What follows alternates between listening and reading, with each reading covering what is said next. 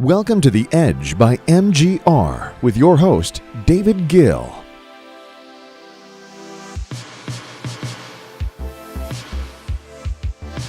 Hello, everybody, and welcome to The Edge podcast by MGR.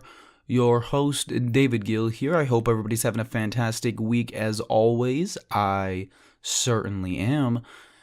This week, we are going to talk about Mr. Zuckerberg's, Facebook CEO, big plan for Facebook, Instagram, WhatsApp, Facebook Messenger, his plan to integrate them all and in the process create a new platform that promotes privacy and safety and is just overall something that we have never really seen from Facebook. And so I'm going to kind of discuss what all of that really means and what we can kind of expect from all of this. How much is true, how much is not, and what changes you can expect to both Facebook and Instagram and all the other platforms that they control. We're also going to talk about a couple other things. Airbnb acquired HotelTonight, which is pretty interesting. HotelTonight, if you don't know, they're one of the fastest growing online travel agencies. And this is one of Airbnb's many moves to not just be in the, home renting space, but actually enter the hotel space as well. And we're also going to get a scooter update. We haven't talked about I had an episode about the scooter wars back probably almost 6 months ago now. And we're going to talk about an update. We're going to talk about Bird today. Anyways, all of that, let's get into it. You ain't got no money, I ain't got no time. All these faces looking funny when I'm driving by. So let's start with the big kahuna. We're going to start with Facebook's new platform. Mark Zuckerberg wrote a blog post, I guess you could call it, on Facebook titled a privacy-focused vision for social networking. Something that probably sounds alien coming from Mark Zuckerberg's mouth, considering all that has happened over the past couple years with Facebook. So what we're going to do is kind of go through and dissect this blog post. I've got it in front of me right now. I've already taken plentiful notes, but we're going to go over it. So, he starts off by saying, my focus for the last couple of years has been understanding and addressing the biggest challenges for Facebook, blah, blah, blah, blah, blah, PR. But he kind of starts getting in the meat of things around the third paragraph. He says, today we already see that private messaging, ephemeral stories, I don't know why I mean ephemeral, it's a little fancy there, but Facebook stories, Instagram stories, and small groups are by far the fastest growing areas of communication. There are a number of reasons for this. Many people prefer the intimacy of communicating one-on-one with just a few friends. People are more cautious of having a permanent record of what they've shared. That's definitely a big one. And then he said, and we all expect to be able to do things like payments privately and securely. Then he goes on to say, and I'm just kind of paraphrasing for everyone who hasn't read this, because it's pretty important if you are in the social world. I mean that both on the business side and, even if you just use these platforms every day. Public social networks will continue to be very important in people's lives for connecting with everyone and everyone discovering new people, ideas, and content, blah, blah, blah. But now with all the ways that people want to interact privately, there's also an opportunity to build a simpler platform that's focused on privacy first. So, and then he actually says in the next paragraph exactly what everyone's thinking when you hear a privacy-focused platform by Facebook. He says, I understand many people don't think Facebook can or even would want to build this kind of privacy-focused platform because, frankly, we don't currently have a strong reputation for building privacy protective services, and we've historically focused on tools for more open sharing. Basically, he says, listen, I know we all have the brand or reputation for this type of thing, but we're going to go for it anyways because we own Facebook and Instagram and WhatsApp and Facebook Messenger, and basically we have billions of users, so try us, is basically what he's saying. So I'm going to skip ahead, and basically he gets to the main points that they want to focus on with this new platform. And I want to take a step back for a second now, because we heard about probably roughly a month ago, is when I started hearing rumors of Facebook wanting to somehow integrate Facebook Messenger, WhatsApp, Instagram, DMs, all of them into one cohesive messaging platform. And I thought, I don't think that's a great idea, because WhatsApp users really love WhatsApp, and they don't love the idea of having Facebook coming in and interfering with the WhatsApp app. And then same thing with Instagram. Facebook as in the platform Facebook, not the company Facebook, has lost a lot of usership, but luckily, or not luckily, strategically, they acquired Instagram, which is where a lot of that usership has gone. I think shoving Facebook down the throat of Instagram users who have already left the Facebook ecosystem, or at least in their minds, they have left the Facebook ecosystem. Obviously, they're still on the Facebook platform, but at least they're not on Facebook itself. I don't think that they're going to want to be having Facebook shoved down their throat when they're on Instagram. So I thought this wasn't a great idea. But obviously, it was just a rumor, and we had no idea how they were planning to do this. This appears to be exactly that plan. They want to create a new platform that kind of merges all of these together.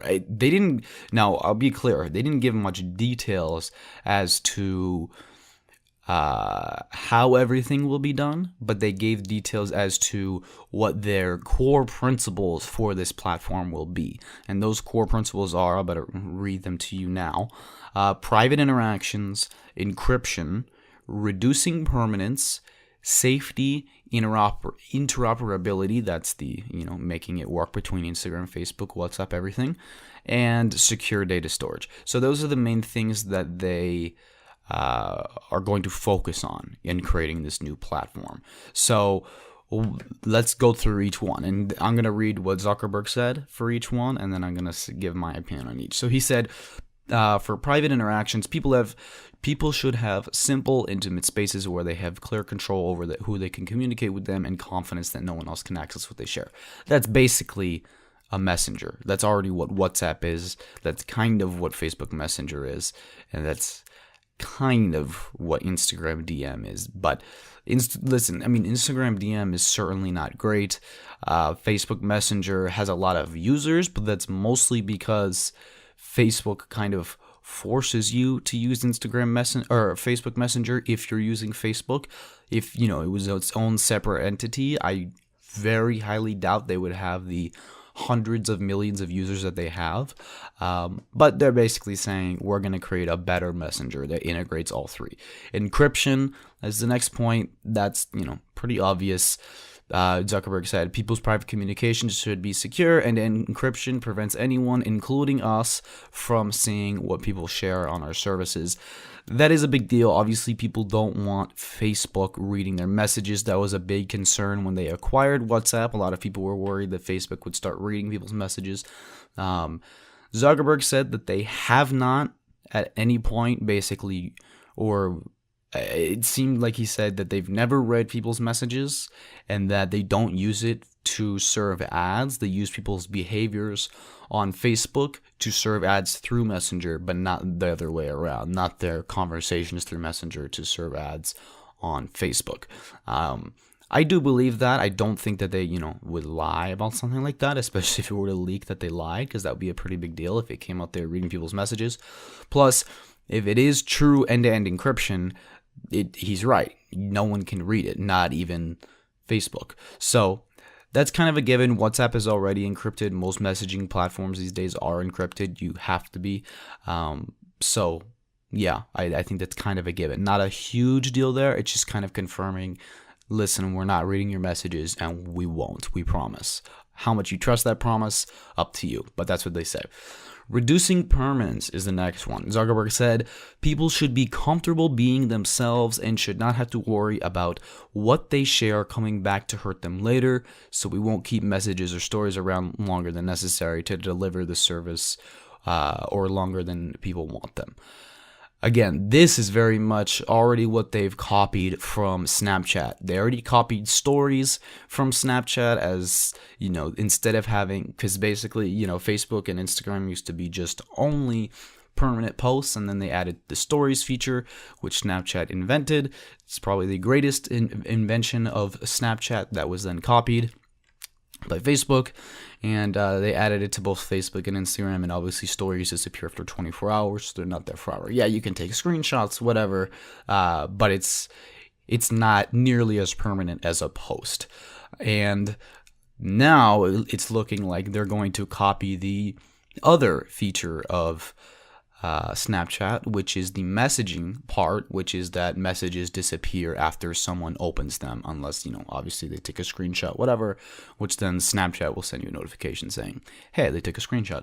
So Facebook is basically saying, we copied half of Snapchat, now we're going to copy the other half, and we're going to create a messaging platform, but we're going to just take all of our users that we already have. I think this will probably work because it worked the first time.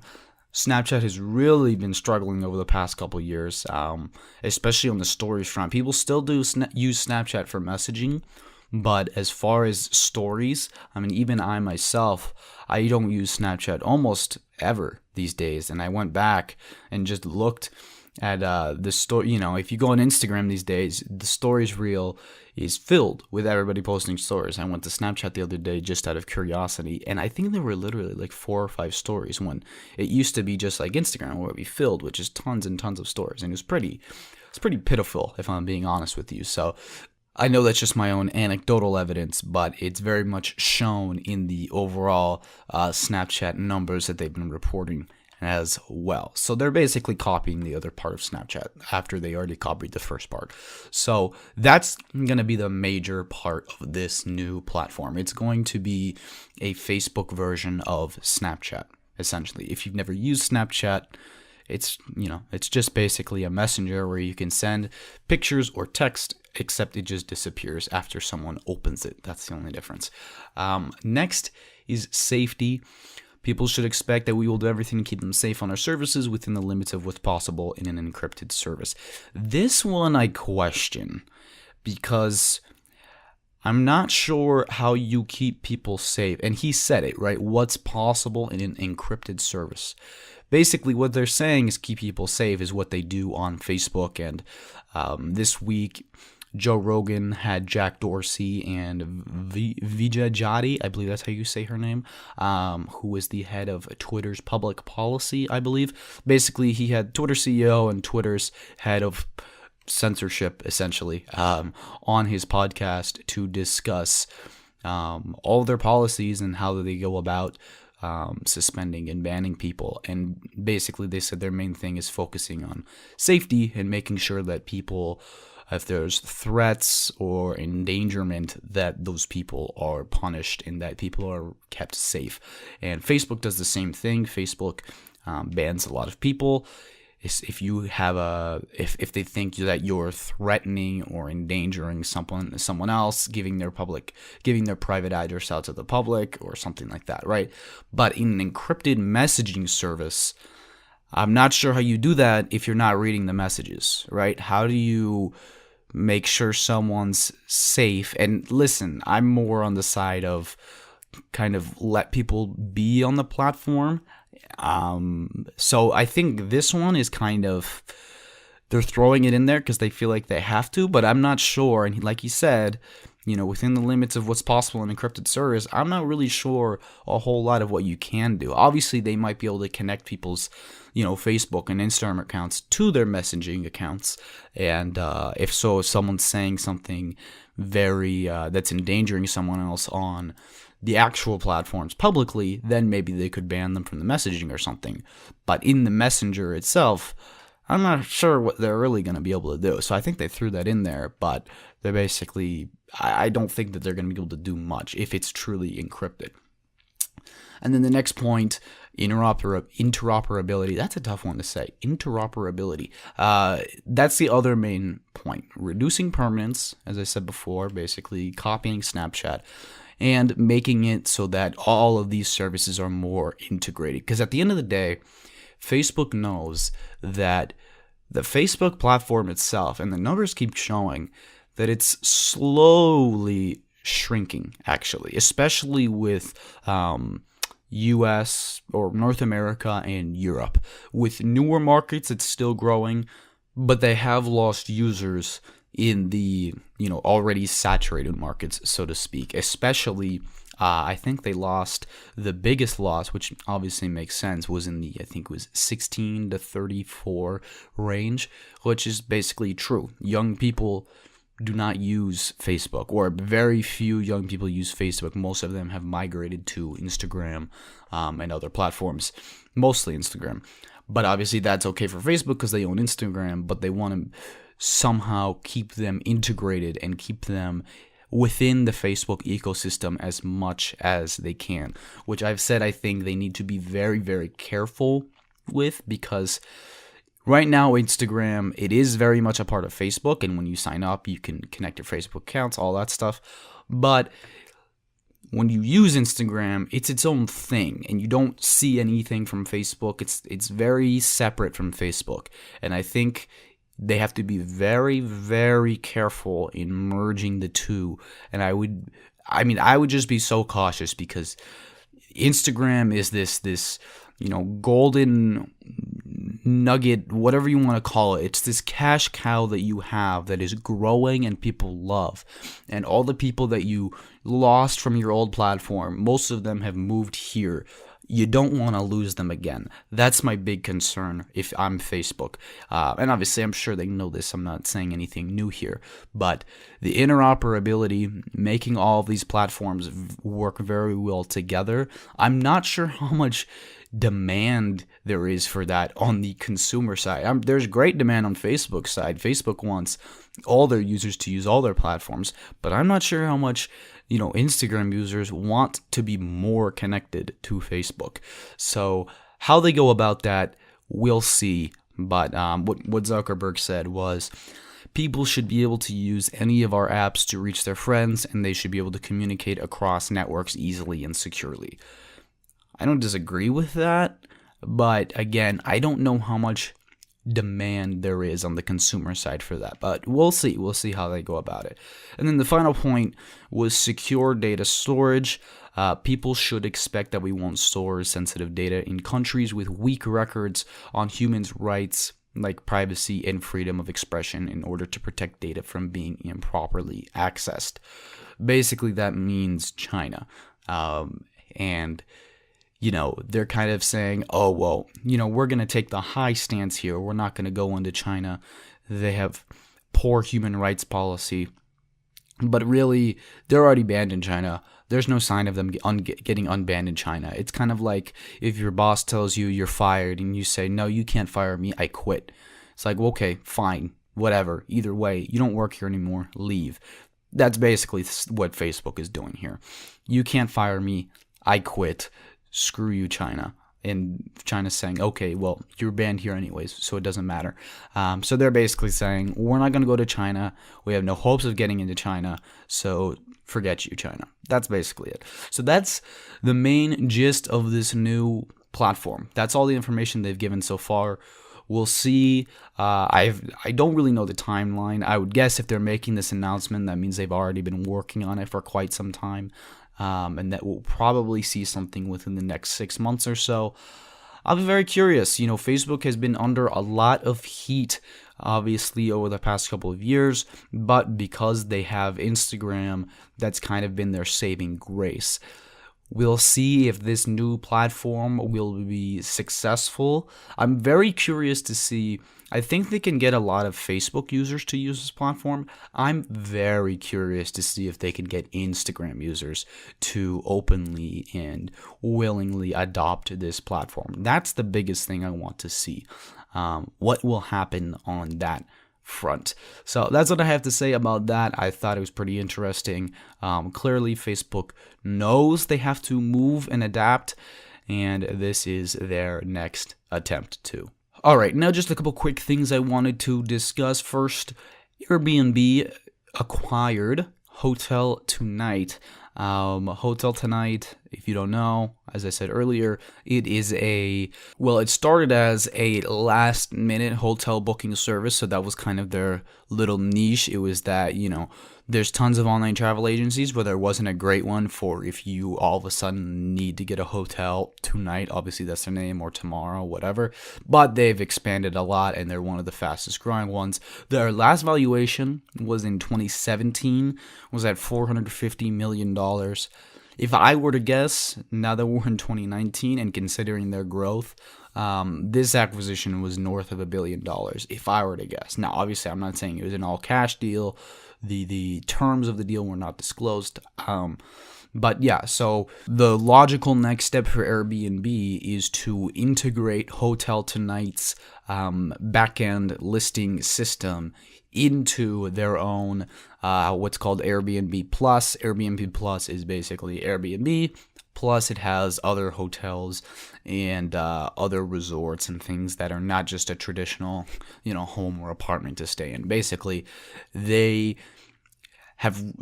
started in their own niche of, well, it's not really a niche, it's a pretty big market, but they started in their own avenue of taking over the renting homes and apartment space and rooms, to now they want to really dominate the whole space. Basically, if you need to travel, you go to Airbnb. That is their goal, and so they're very much going head to head with all the Pricelines and Booking.coms and all these companies. And we'll see how this goes, because the hotel space has been very much evolving rapidly over the past few years. Obviously, you had the massive Marriott acquisition of Starwood, and Airbnb is going to go public this year.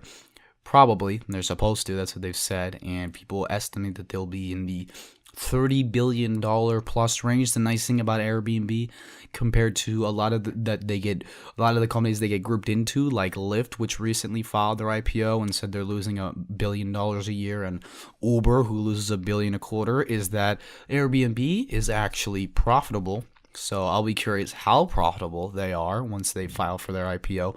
But this will be very interesting to see how everything plays out and how much more Airbnb decides to get into the hotel booking service. My guess, quite a bit more. And the final thing I wanted to touch on was an update on the scooter madness that was going on last year. I think it's died down a bit. You don't hear too much. You don't see too many headlines about scooters these days, but they're still going and they're still growing, especially. But I wanted to talk specifically about Bird because they have a new plan to kind of outsource the capital needs of running a scooter service without losing out on market share. Basically, they're creating what's called Bird Platform, which means you or anybody out there can create their own scooter service, and what you have to do is pay for the scooters. So you buy the scooters, you put up the capital, and they will give you all of the back-end infrastructure, the platform. Basically, they'll provide you with your own custom app. You can set your own pricing, basically everything. So they will take a 20% cut. They will even apparently send out Bird executives to help you set up the service and everything.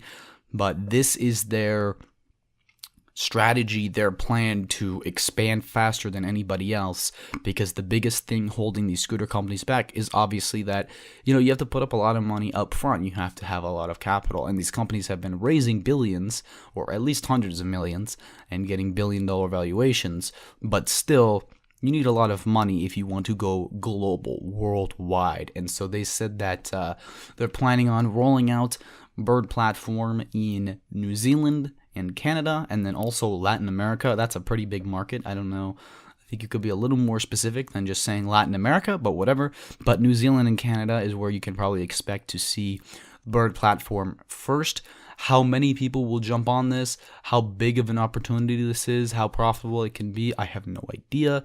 It seems that I think they're finally taking after what Uber did and what Uber very much knew, which is that, imagine if every time Uber wanted to expand to a new city, that they had to buy the cars. That wouldn't really have worked out. They might as well have been a taxi company. And so Bird is realizing this themselves. Every time they move to a new city, they don't want to have to buy the scooters. Obviously, scooters cost a lot less than cars, but they still cost a lot when you're buying them in the thousands. So they're trying to outsource the capital risk to small businesses in exchange for their platform and a 20% cut.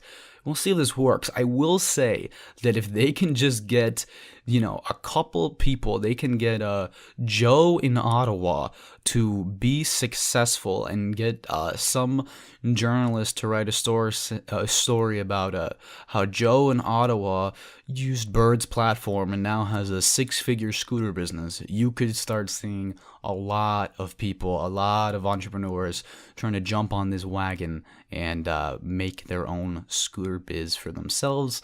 And then Bird could have tons of scooter businesses around the world where they don't spend any money up front and they're just getting 20% cut, and they don't care who wins between the competition. They get their 20% either way. That's also kind of the Amazon approach. Amazon just lets anybody list products on their website. They get their 15% fee either way, whether Joe's vitamins or Donnie's vitamins win, right? They don't care. They get 15% either way. So if this works, it could work brilliantly. The question is, can they convince those early adopters to go for it? And I think they can. So we'll see how that goes. Anyways, guys, thank you so much for listening. I really appreciate it. Last week, I was sick as a dog, so I was not able to record a new one, so I apologize. That's why we went ahead and rebroadcasted one of the most popular episodes of last year. It's still very relevant, State of Digital Marketing. Give it a listen if you didn't. But anyways, thank you so much for listening. If you did enjoy, please leave a rating or review on especially iTunes. That helps us a lot, but any platform that you listen on, it takes like 2 seconds. All you gotta do is click the stars, and it really, really helps us out if you enjoy the show. Anyways, I will see you guys next week. Bye-bye.